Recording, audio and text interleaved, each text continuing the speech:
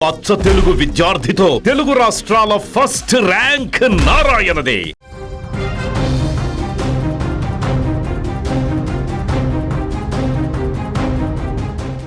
Cinema స్టోరీని తలపించేలా పక్కా sketch plan ప్రకారం 800 కిలోమీటర్ల ప్రయాణం, క్షణాల్లో చేతివాటం ప్రదర్శించి మాయం. కట్ చేస్తే సీన్లోకి కాకీలు ఎంట్రీ ఇచ్చారు. తమిళ సూపర్ హిట్ సినిమా కాకీ తరహాలో ఖమ్మం పోలీసులు సరిహద్దులు దాటి మరీ వేటాడారు. రోజుల తరబడి శ్రమించి క్లూస్ వెతుక్కుంటూ వెళ్ళి కర్ణాటకలోని శివమొగ్గలో దొంగల గుట్టు రట్టు చేశారు. ఒక సవాల్ లాంటి కేసును ఖమ్మం పోలీసులు అత్యంత చాకచక్యంగా ఛేదించి నిందితులను కటకటాల్లోకి నెట్టారు. ఖమ్మం నగరంలో సంచలనం సృష్టించిన ఈ భారీ చోరీ కేసు వివరాలు ఇప్పుడు 2 రాష్ట్రాలలో హాట్ టాపిక్గా మారాయి. ఖమ్మం నగరంలోని ఒక ప్రముఖ బంగారు ఆభరణాల వ్యాపారి కార్తిక్ షాప్లో మే 20వ తేదీన ఒక భారీ దొంగతనం జరిగింది. ఎవరికీ ఎలాంటి అనుమానం రాకుండా అత్యంత సులభంగా లోపలికి చొరబడి 2 కిలాడీ దొంగలు నిమిషాల వ్యవధిలోనే 50 లక్షల విలువైనటువంటి 200 గ్రాముల బంగారం, అలాగే 4 కిలోల వెండి ముద్దలను దొంగలించారు. ఇక ఆ తర్వాత పక్కాగా ప్లాన్ చేసుకున్నటువంటి బైక్ పైన అక్కడి నుంచి ఉడాయించారు. బాధితుడు కార్తిక్ ఇచ్చిన ఫిర్యాదుతో ఖమ్మం 3 టౌన్ పోలీసులు రంగంలోకి దిగారు. ఈ కేసును ప్రతిష్టాత్మకంగా తీసుకున్న Khammam police commissioner IPS Sunil Dutt case ఛేదన కోసం 6 సభ్యులతో కూడిన ఒక ప్రత్యేక స్పెషల్ టీంను ఏర్పాటు చేశారు. ఈ స్పెషల్ ఆపరేషన్లో రంగంలోకి దిగిన పోలీసులు టెక్నాలజీని నమ్ముకున్నారు. నగరంలోని వందలాది సీసీటీవీ ఫుటేజీలను నిశితంగా పరిశీలించారు.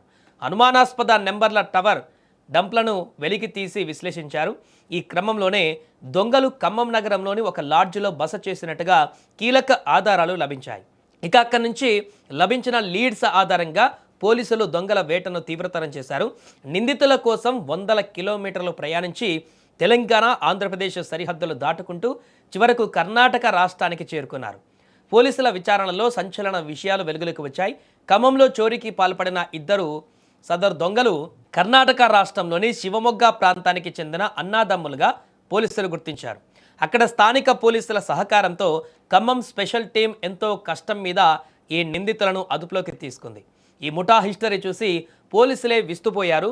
వీరికి దొంగతనమే వృత్తి అని, అక్కడ ఉన్న అనేక కుటుంబాలు వారసత్వంగా దొంగతనాలు చేస్తున్నట్లుగా విచారణలో తేలింది. శివమొగ్గలో చెందినటువంటి ఈ దొంగల ముఠా వేరువేరు గ్రూపులుగా విడిపోయి తెలుగు రాష్ట్రాలలో దొంగతనాలకు స్కెచ్ వేసింది.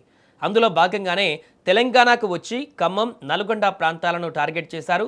పక్కా ప్రణాళికతోనే 800 కిలోమీటర్లు ప్రయాణించి వచ్చి ముందుగా రెక్కి నిర్వహించి సుదూర ప్రాంతాలలో దొంగతనాలకు పాల్పడుతున్నట్లు నిందితులు ఒప్పుకున్నారు. చోరీ చేసిన తర్వాత ఆ సొత్తునంతా తమ తండ్రికి అప్పగించినట్లు నిందితులు విచారణలో వెల్లడించారు.